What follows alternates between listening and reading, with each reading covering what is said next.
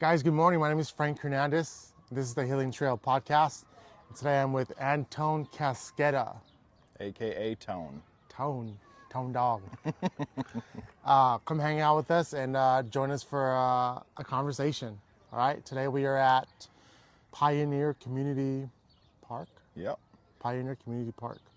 So there's a nice little lake up here. We're gonna walk around that. We're gonna hang out and have a meaningful conversation. So join us. Sounds good. Let's do it. Let's roll. All right, guys, we're here with Mr. Antone Cascketta. Good morning, Tone. Morning. I'm really glad you got to come hang out with me today. Yeah, I think this is really cool what you're doing and getting a lot of different perspectives on a lot of different areas of the mental health world. Yeah. And recovery. I do believe that there's somebody out there that does need to hear these messages, and yeah, I think it's really cool what you're doing. Yeah, nice. It is Saturday morning at around 9. What's the time? 9:06. So we're starting to heat up out here, but it's still nice weather. Yeah, it's not too bad. A little bit of a breeze next to a lake, so cool down a degree or two. Yeah. Tone,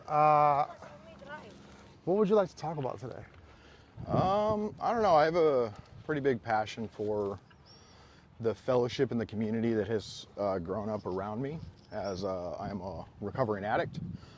I think it's one of the coolest features of the fellowship in the program, and as I've worked in the industry in behavioral health and treatment, I've gotten to develop and nourish other relationships because of my addiction and my recovery, right? Like Frank and I have this awesome relationship where he's having me come and talk on his podcast. These are things that couldn't have happened without the fellowship. And the reason I say that is like, I was pretty beaten down. I've been to prison twice. I really burnt every single bridge that I possibly had. Yeah, Because of my addiction. Yeah.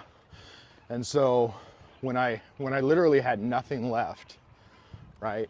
I had done this thing a couple times, but I finally went all in, and I decided to do it. I had nothing else to do but to show up in the rooms of AA.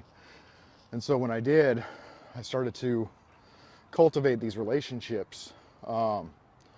And really everything that has happened in the 5 years of sobriety today is because of people I met in the program to help with, getting court stuff taken care of, to, I met my wife in the rooms. I've learned how to start building a relationship again. I have my son full time. The job that I have is because of my recovery. Yeah. Best friend of mine, when I got out of prison this last time, he had this opportunity for me, but I had to show up and prove that I was serious about my recovery.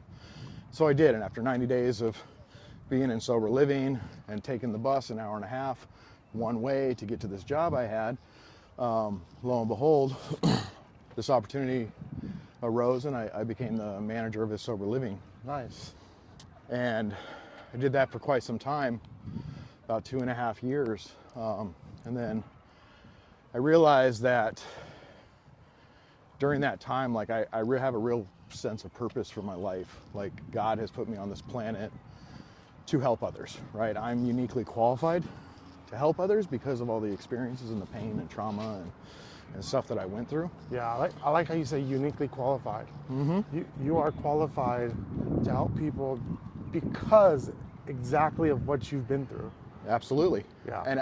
And it's funny is like I see it more and more the longer I stay sober, right? Like those painful traumatic events that happened to me when I was younger and in my life, the only value that they had for me was this negative thing that fueled my entitlement to get high, right? Like I deserved to get high. I was maladjusted to life because of these things happened. So I deserve to get high because X, Y, and Z happened to me, Yeah. right? And through my recovery, through the 12 steps, through working with others, what I found is those things are starting to have a lot more value, positive value in my life, because I'm able to use that experience to help somebody else that's sick and suffering. I had a recent experience where, so when I got out of prison the first time, my stepdad, who had raised me since I was 9 months old, suffered from this disease. He took his own life. And I was in recovery at the time. It was real difficult, right? And I was able to get through that difficulty from people that were in my circle, right? And the people that were around me. I recently had a sponsee who reached out and was beside himself. His dad, who he had just recently helped try to get sober, he went back home and put a gun in his mouth and killed himself. And like, I knew right then and there's absolutely no words and nothing that anybody can say to take that pain away at that moment. Yeah. But what I could do, and I had the opportunity to do, is let him know, like, listen, you're not alone. I know exactly what you're feeling like right now, and it sucks, right? The only thing that's going to help is time, right? Yeah. And to be able to look at the fact that because you got sober, you had this opportunity to help your father get sober, right? And so his lasting memory before he went was of a healthy, positive you, right? And like, that shit's powerful. And like, I didn't realize that shitty traumatic event in my life could have such value until I walked through that experience. Right. You know what I mean? And so I've found that I continue to have these little experiences, right? Having walked through, so for me, fingerprint clearance card was a very trying experience. Yeah, it was. I have like 5 felonies and like 12 misdemeanors. And when I got hired on at Cornerstone, I needed to start doing the process. And I had applied for the process and got denied. And it was a laundry list of stuff, and it was overwhelming, right? And I was like, sucks. But luckily I had people that came before me that did the same thing. And so like, they helped me through it. It took me about 6 months of a lot of legwork to get it done, but I got it done. Yeah. And now I have this opportunity, again, because I walked through a similar experience. My sponsee's mom, who is in the field but hasn't gotten her fingerprint clearance card, they're coming over this Sunday so I can help her walk through this process, right? And try to help her obtain the thing that's going to ultimately help her in her employment, right? Or her career, but also so she can give back, because she's passionate about giving back. Yeah. It's insane how beautiful. I didn't know my addiction could become a superpower in a sense. Oh yeah. And bring so much positivity and joy to other people that are suffering. Yeah. I wanted to take a second to stand right here because we got this amazing backdrop right here, Antone. Mm-hmm. So this water here at Pioneer Community Park. We got some local fishermen just hanging out, trying to catch some fish. Antone, one of the things you had said was you had went through this situation where with the suicide, right? Then you had a friend who was going through that similar situation. Yep. When you found out that your friend was going through that similar situation, do you remember the moment? I do. Do you remember like your mind trying to connect the dots to the past of what you went through? And was there a conversation you had about how you were going to move forward? No, it came pretty naturally. Because I mean, it was a very organic conversation. He called me. It's like, hey man, I'm going through some shit. I was at the dog park with my dog, completely unexpected to sit there and have that conversation. But I was able to articulate and pull through my experience pretty quickly to help him. Yeah. Okay. Let's walk. Okay, Shall we walk? let's walk. Let's That's what we're here for, right? Yeah. We got some, this is a pretty interesting park because, are you familiar with this park, Antone? I've been here once with my son to do some fishing, which we didn't catch anything, but they've had a lot of things going on at this park. They got sports complex, they got playground and park, they got a dog park. A couple weeks ago, they had a Volkswagen car show or something like that. Volkswagen. So it's pretty cool though. It looks like a very friendly park. Yeah. Antone, what do you think about us continuing this conversation? What would be your next thought?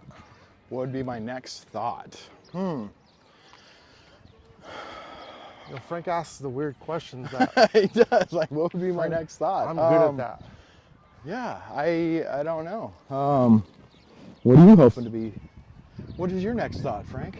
My next thought is one of the things that a lot of the viewers don't get to see or experience through the screen is a very special relationship that I am able to be a part of by walking here, like let's say at this park, and having these bonds, right? With you and I having this bond and spending the Saturday morning doing this, where naturally most people wouldn't spend their Saturday morning doing this. Who wants to talk in public about mental illness, mental health, and struggles? Yeah, right? I mean, there was definitely some trepidation. You know, my anxiety kicks in. It's like, what if I don't have nothing good to say? Do I really want to be up this early on a Saturday? Saturday's kind of like my rest day. Right. But at the end of the day, I embarked on this journey to help others. Yeah. Right.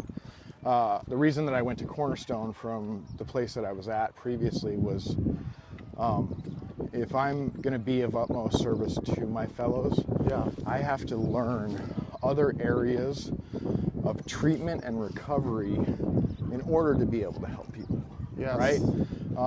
And so once I realized that, I kind of embarked on that journey. I enrolled in school. I had a really crazy spiritual experience kind of before I got sober. Yeah. I was not proud to say it, but I was living out of my truck at the time, and I would go to QT's with a gas can. I'd park my truck down the street, and I'd go to QT's with my gas can and be like, hey, can you spare some gas? Because it was, much easier to get somebody who's already pumping gas to give gas than cash. Ooh. Right? So like I'd use the gas for my truck and then keep my cash for my drugs. I went up to this lady and asked her if she could spare some gas. Yeah. And she had told me, yes, actually, God told me to save this $5 of gas for you. Really? Yeah, and I was like super skeptical because for me, my relationship with my higher power was fractured, right? A lot of reasons that I felt that he had abandoned me, and so I was real skeptical. I'm like, this is just another one of those, very spiritual, crazy people. But I was, in need, so I was like, yeah, cool. And then she asked if she could pray with me. Let's go. And it was really weird. Like, it gives me goosebumps to this day, but she started praying and talking about things that she could not possibly have known, right? It's just this, basically that I need to stop trying to get everybody to try to understand where I'm coming from. That there's people out there like her that do understand, that I need to go back to school, because I have a greater purpose in life. Yes. And these are things, right? That was my goal. Like, I felt like I was so misunderstood in my position as an addict, and nobody understood the trauma and the pain and all this shit. And so that's why that hit me a little bit, because that was kind of my one deal that I was pushing on so much at that time. And then the school thing is like, I had always thought about going back to school. I had gone to community college, almost got my associates for my culinary degree, but realized like it was more important who you worked with and where you worked than a piece of paper, so I stopped going.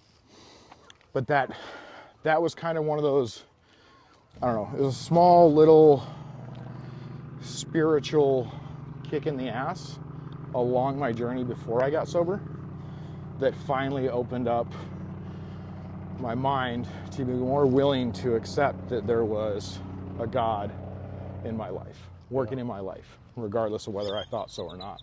There was just these coincidences that lined up that I couldn't explain because I was very, very logical in thinking, and I got to see to believe it. Very kind of scientific about it. So after 2.5 years and my buddy's sober living, I was like, I need to do better with my life, for other people.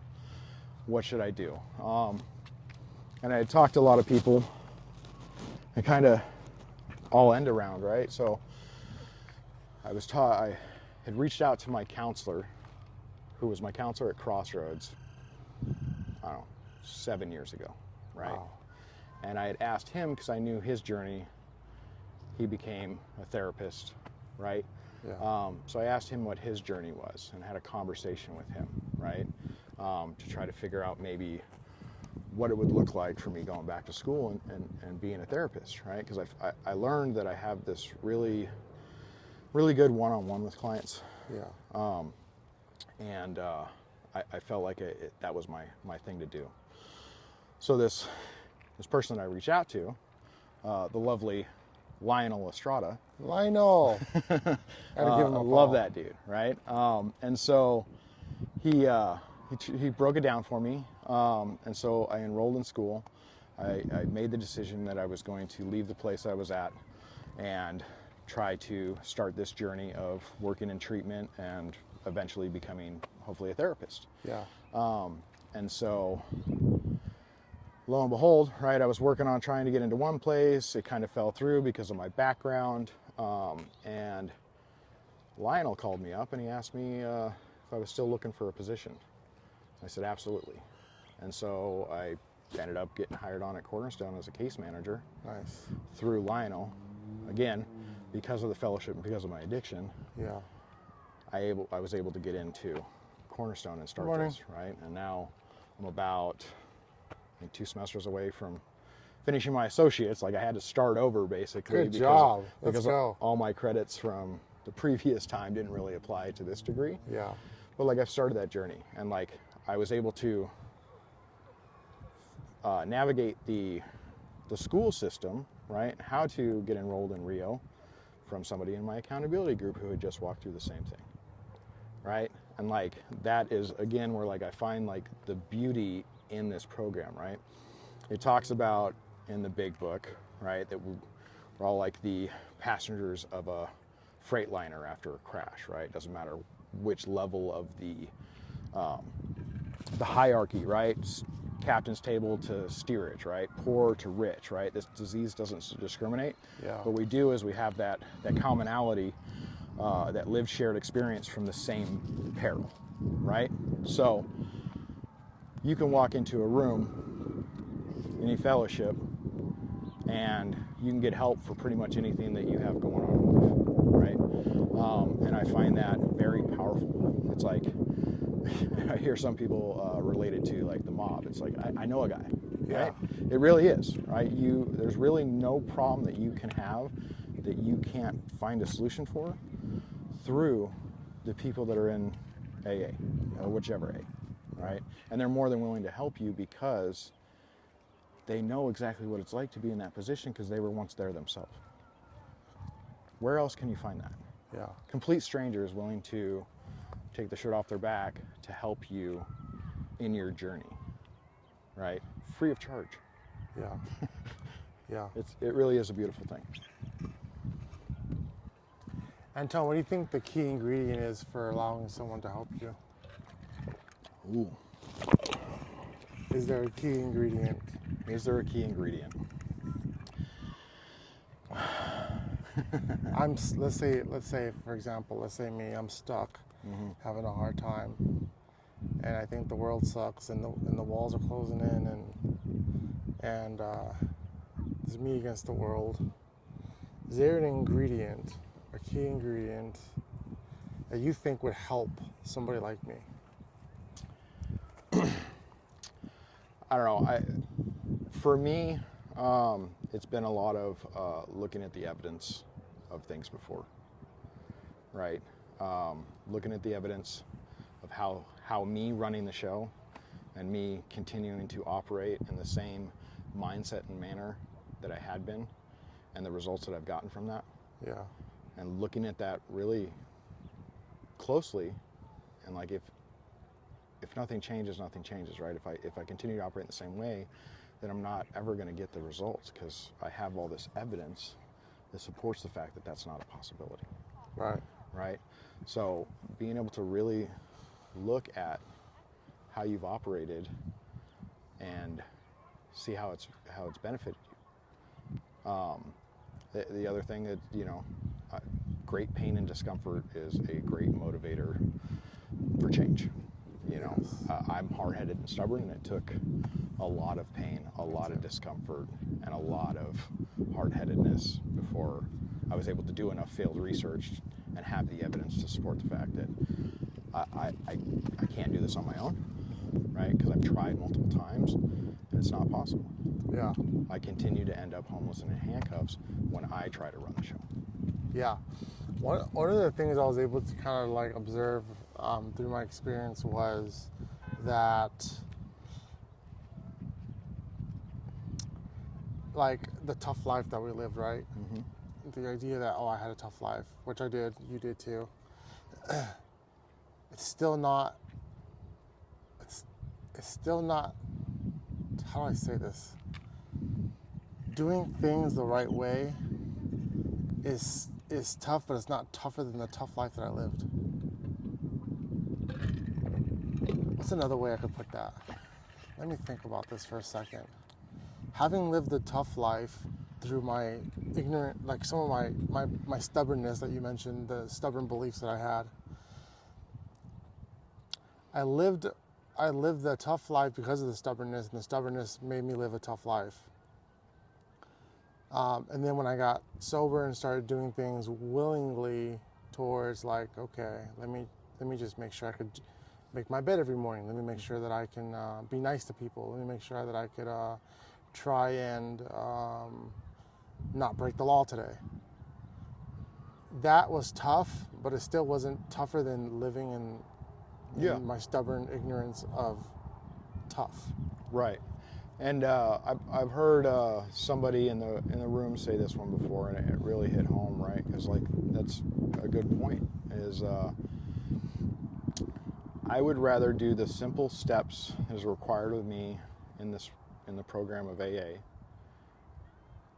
than to continue to go out there, and I'd rather accept the fact that I'm an addict or alcoholic and do these simple little things that are being asked of me, than continue to go out there and try to prove that I'm not. Yeah. Right? Right. Because that journey is so much harder, right? Than just accepting the fact that I have this issue, right? And it doesn't even have to be the drugs and alcohol, right? There's mental health stuff, right? Yeah. Like, I have self-destructive behaviors, right? If I continue to, operate and do this, like, it's not going to be beneficial for me. And it's like accepting the fact that I don't know what's best for me, and being able to reach out and ask for help, and then take the suggestions of the people that are there, that have been there longer and have found a solution to what you're going through. Yeah. Right? And Lori said it on your podcast, right? Everybody thinks that they are terminally unique. I am better, stronger, faster, I'm special, right?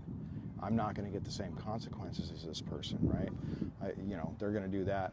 That won't happen to me because I'm different. Yeah. Right? And the fact of the matter is, we're not, right? When it comes to behaviors and the way we think about things, we're not. No matter how much we want to think that we're special, we're all the same. That goes to the value of you saying earlier that addiction doesn't discriminate. Mm-hmm. That's a very unique point, and I think it's extremely valuable. Do you want to talk about that a little bit? Which part? That addiction does not discriminate.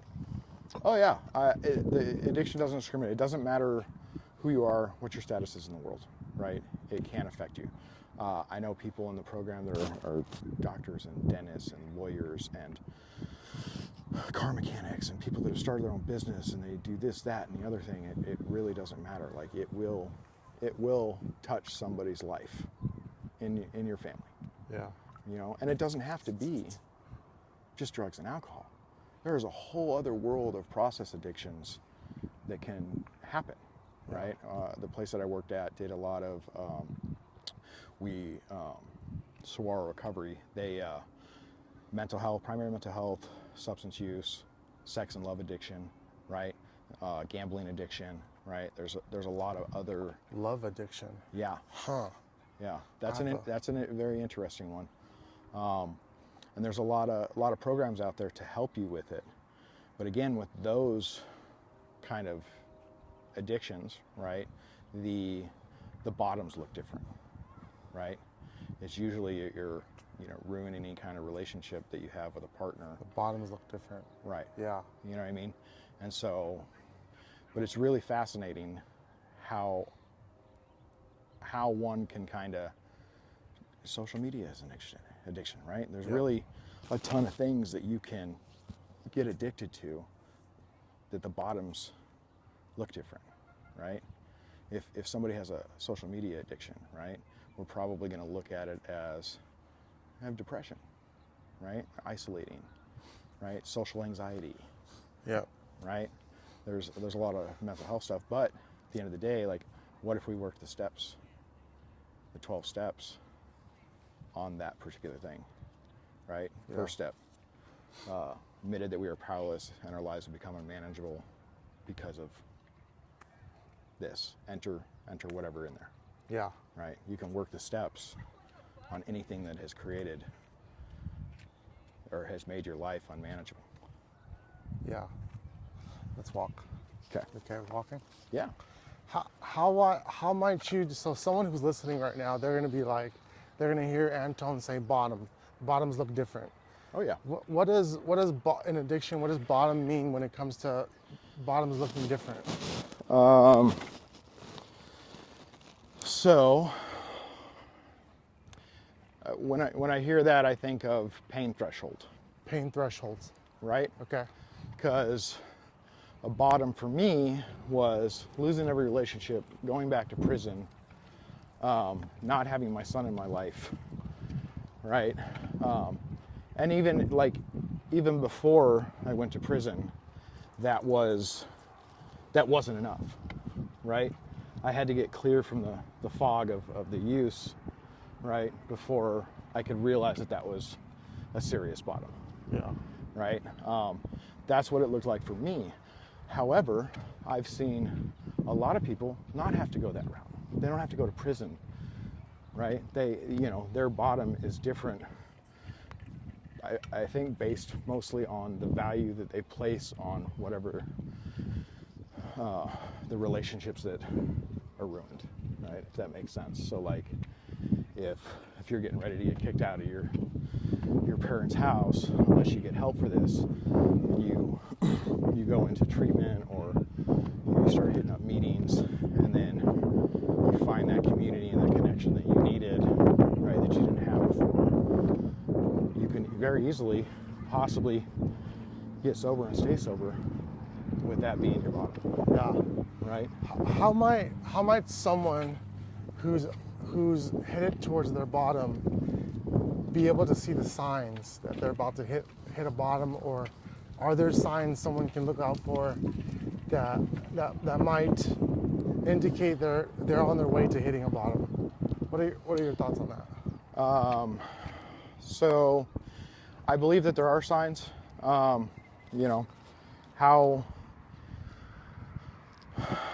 should I say this? How are your relationships with the people around you? How are your Right. relationships with the people around you? Right? Okay. Are people wanting to hang out with you? You find yourself more isolated, that you don't want to hang out with other people, and anytime you do hang out with people, you know, are they not wanting to be around you long? Right? Yeah. The quality of your relationships. Quality of relationships. Quality of relationships with the people around you, especially the ones that you love, right? How are those? Right? You start looking at, because once you kind of get, and it's a slow progress, and we don't always see it, and there's typically things that have happened that feel like that we feel are justified in separating from that relationship. Yeah. Right? I did something, they didn't like it, well, fuck them, right? So, and then we recluse, right? We're not going to hang out with those people anymore, right? Yeah. And so it's small little steps that happen, but then we find ourselves that we're pretty much alone, right? And looking at the quality of our relationships and whether or not we're distancing ourselves from the people that love us, right, can be an indicator for you're getting close. Yeah. Nice. Very well said, Antone. Quality of relationships is stuck in my mind. Quality of relationships. Quality of relationships. I define quality of relationships as, like product in the store. It could be made of good quality, it could be made of bad quality. It could be made of plastic or it could be made of steel, American steel. If I'm shopping for a table for my outdoors, I'm not gonna wanna buy a cheap plastic table from Walmart. I'm gonna wanna buy a good, sturdy, strong, steel, American-made table from somewhere that's gonna last, of good quality. In comparison to relationships, quality of relationships would then be, what do you think? Well, I think when you engage in a relationship with somebody, is it pretty equal push and pull, right? Like, are you generally having this interaction because you care about this person, right? Or are you just there because you need or want something from them? Yeah. Right? Are you doing, what is the intent behind you having a relationship with somebody, right? It's because you have to, right? Yeah. I have to go to my mom's because she's my mom, Yeah. Or do I actually care about that relationship enough to foster it and grow it to something better? Yes. Not just because, she's my blood and I have to, you know what I mean? What are we doing when we're with people, right? Are we actually having a conversation? Or are we caring about what's going on in their life? Or are we solely focused on complaining about how shitty ours is, Yeah. right? I don't know if that Yeah. helps explain what I think you were talking about. It doesn't have to. It could be totally unique to your experience, and I would still support you, Antone. I appreciate that, Frank. Yeah. You're a good man. I'm just looking for support whenever I fuck up. That's what. Yeah, that's the other thing is like, I'm gonna fuck up soon. I'm just waiting. we all fuck up. That's the nature of being a human being. Yeah. Perfection is not an obtainable goal. Yeah. And I think so many of us were brought up that's how it had to be. I know when I talk about this and when I'm doing psych ed groups and stuff, right? Those core beliefs, Yeah. right? You have these core beliefs that were implanted in our brain as we were growing up, and they were not by any means malicious.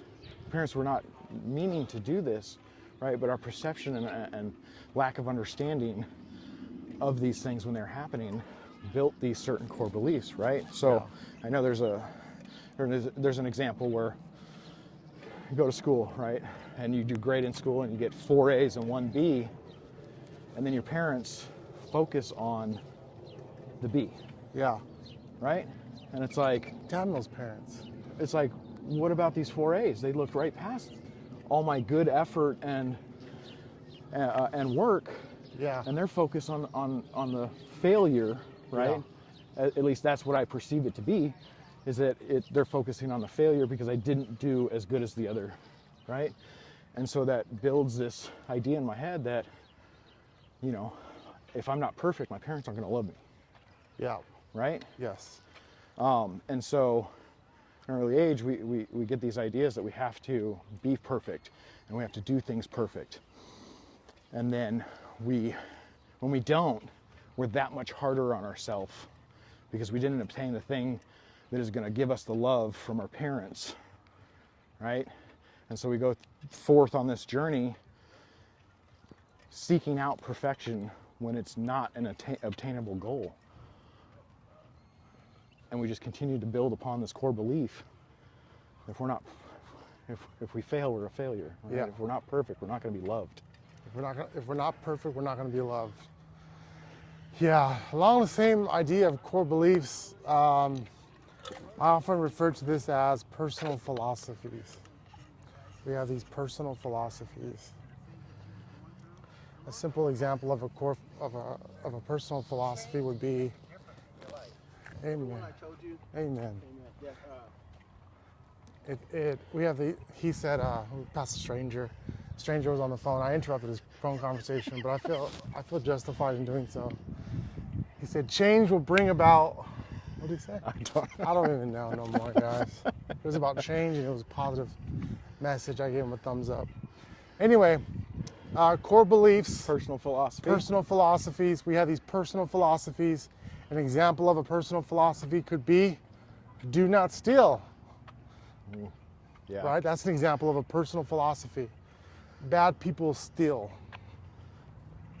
Well, Tone and I are on a mission to challenge personal philosophies and core beliefs. That's what we do. Yeah.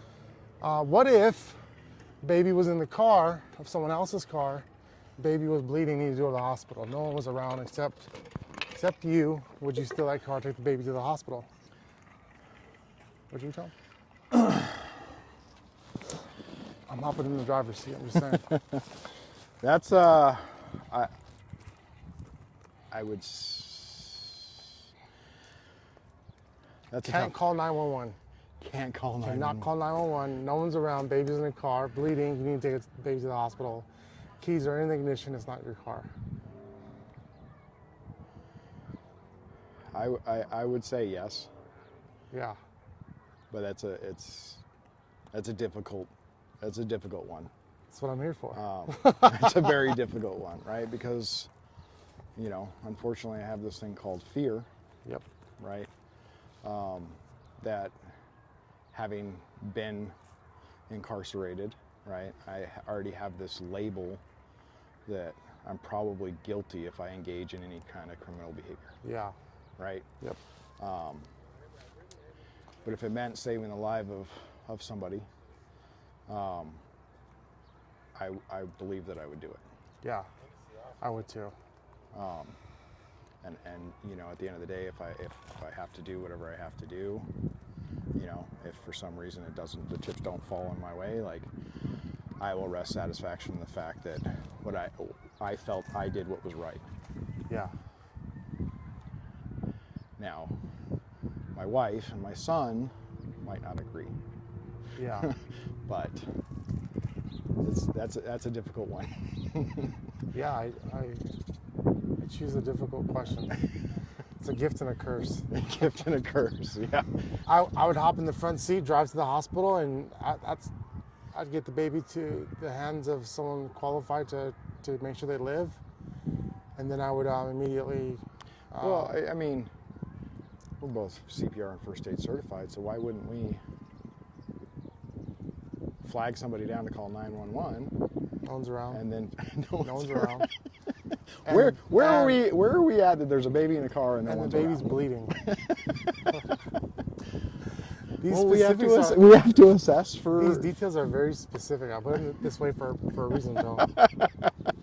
See, that's where my brain like will start breaking it apart and finding the fallacies in it, right? Yeah. Like now, I'd probably go that route, right, and start looking to see what the wound is, whether it's see if I can't do some triage and stop the bleeding and get the baby stabilized, right? Yeah. Beauty of working in treatment, you are CPR and first aid certified. So. I think what would happen is you'd be totally excused, or you get charged and you get dismissed at the trial. Yeah. Hopefully. Because intentions plays a good, really hefty part in charging somebody with a crime. Yeah, 100%. That's why, right? I'm going back to what we were talking about earlier about the relationships. What is our intention with that relationship? Yeah. Right? If we have good intentions in that relationship, it's probably going to it's a quality relationship for us. Yeah. Right? I don't know about you, Tone, but I'm liking standing underneath this tree having this conversation. Yeah, it's nice. A little shaded. We ain't got the sun beating on us too much, but It's a little hot out there. It's starting to heat up, guys. yeah, it's all right though. Some nice fresh dog shit and kind of a little whiff of that. It's good. It's good. I mean, I'm enjoying being out here having a conversation with you. Yeah. That will hopefully help somebody else out. Yeah. Maybe even just like a little change in perspective, right? Yeah. It's interesting. I've been in front of a camera before. When I was a chef, I would do like new TV spots and news spots for restaurants that I was at. Nice. I knew you looked familiar. But this is, I don't know. I feel like this is more beneficial, right? We're having some hard conversation, but at the same time, like some good conversation that can potentially help somebody else out. Yeah. One of the things that I got to experience too, we talked earlier about thoughts, right? One of the things I got to experience, Tone, was somebody actually reached out after watching the podcast, and they said, "Hey, like you really helped me." It wasn't me; it was Regina. But through the platform of the podcast and Regina speaking. Hi, Regina. Hi, Regina. Hey, Doug. There's Doug too. Hey, Doug. Doug and I went fishing. He took me fishing for the first time in my adult life. Yeah. Wow. It was phenomenal. I took a nap. And he has a picture of me taking a nap. I'm gonna send it to you so you can see it. Yeah, there's a lot of waiting in fishing. Yeah, we prayed.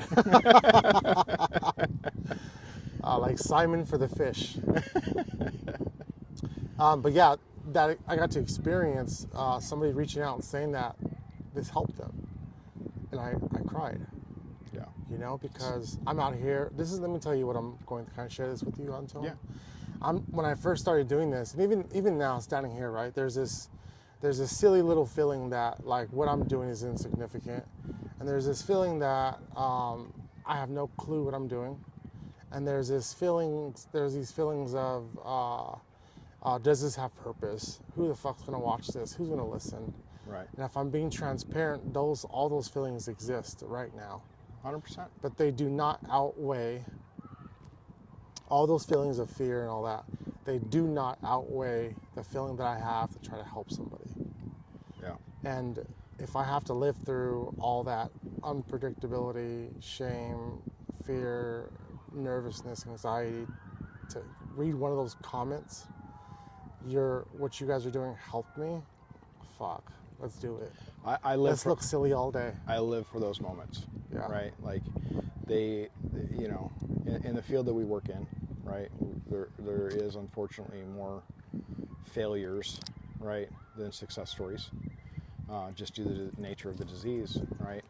But those moments is what continue to fuel why I do what I do, right? I'm not in the business of outcomes as much as people want me to be, maybe. And at the end of the day, like, I'm not God, right? I can't control the outcome. What I can do is I can do my best to try to deliver a message or help somebody obtain some knowledge, right, from my experience that can inevitably help them in their future endeavors, right? Yeah. I'm in the business of planting seeds, Yes. right? Maybe hopefully watering some of those seeds as Amen. they come in. Preach. As far as when they grow and how they grow, it's not on me, right? I can try Sower of seeds. yeah, I can try to foster that growth as much as I can, and that's what I do. And then I get those moments where, you know, guys that have stayed at, you know, my previous job in the Saguaro recovery have reached out and like, man, you really helped me. I'm so glad I got to meet you, right? Like those are the moments that it's like, you know what? Okay, if at the end of the day, I only helped one person, Yep. right? That's enough, right? Because I know what's going to happen, right? That person will help somebody else, Yeah. right? If I can just get one person through the steps and figure out how to live life in this beautiful sobriety, Yeah. what's going to happen, what naturally happens is they're going to do the same thing to somebody else, right? And that's kind of the chain of events that happens, right?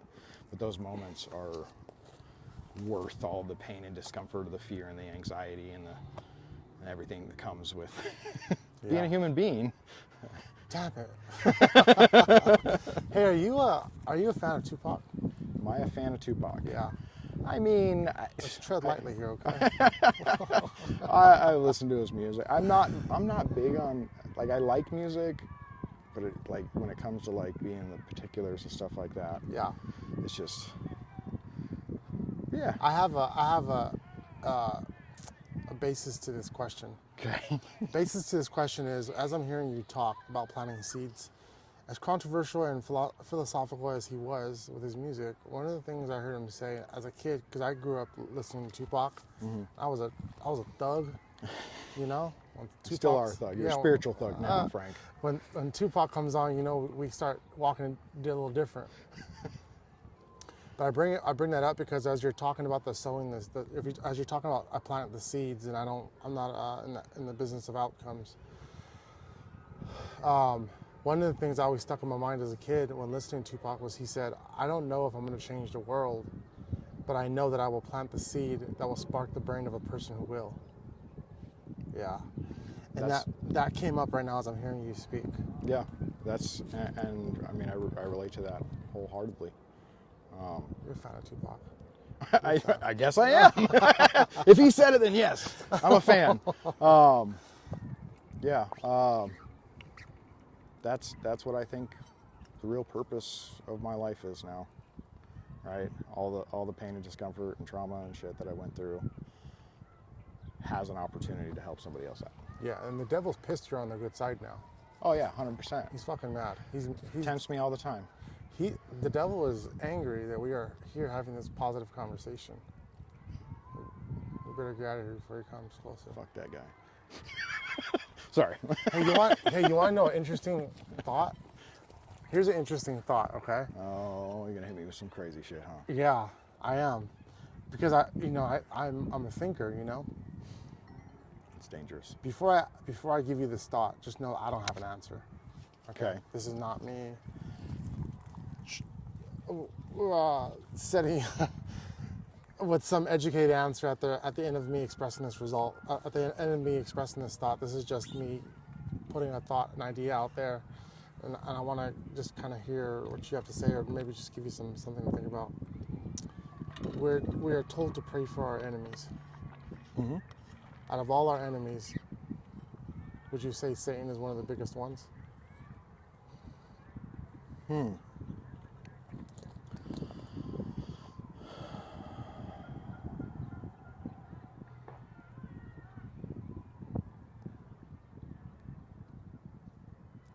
Yep. Yes, probably. But if I, you know what I mean, if we're going to venture into this kind of, if he is an enemy, right? Like, you know, I would have to believe that the devil could be changed, right? And that's the paradox of God and the devil, right? They are inherently two separate entities, good and the bad, right? The devil's not going to be automatically turned into God, and then we have two gods, right? So, like, in that sense, I would rather focus all my energy towards God than to give any to the devil. Yeah. Right? Because I know that regardless of whether I pray for him, that's going to be a constant. That's not ever going to change. Just because, right? The devil needs to get because his it shit would have, together. right? It would have changed already, right? Yeah. Why would there be, if God is all powerful, right? Why wouldn't he have gotten rid of the devil? So. What I do know is the devil needs to get his shit together. miss me with the devil, because my focus isn't on that. My focus, as I lean more into God, my higher power, Yes. right, then this shit over here doesn't matter, right? Yeah. But I have to have that constant connection and relationship with him. Yep. Because when I steer clear of him and I go away from the flock, right, or from him, that's when I'm tempted with these things over here that are the devil's work, right? Yeah. So I maintain consistency, course, and altitude in my relationship with God and a higher power, right? I pray and meditate every day, right? Pray and meditate almost every morning, right? There are maybe Saturdays, sometimes I don't, but I did this morning. Pray every night before I go to bed, right?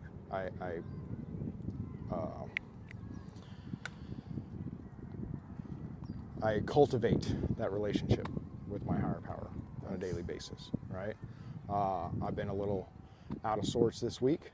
Been a lot of anxiety, right? A lot of crazy stuff going on with work, right?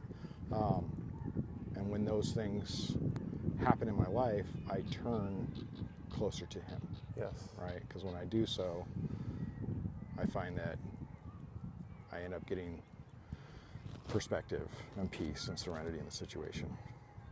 Yeah. So He provides. When I look towards him as a source of strength, he provides a weightless environment. Yeah. Anton, what are some of your final thoughts? final thoughts. Dun, dun, dun. Oh man, I probably should have rehearsed this, or final thoughts. I don't know. I think everybody has an opportunity to have freedom from whatever they have going on. They have to be willing to surrender and ask for help. And there's plenty of people like me and yourself that are willing to help them if they're willing to accept it. Nice. I think that's it. Nice. All right, guys. Antone Cascketta. This is the Healing Trail Podcast. Bye, guys. See ya.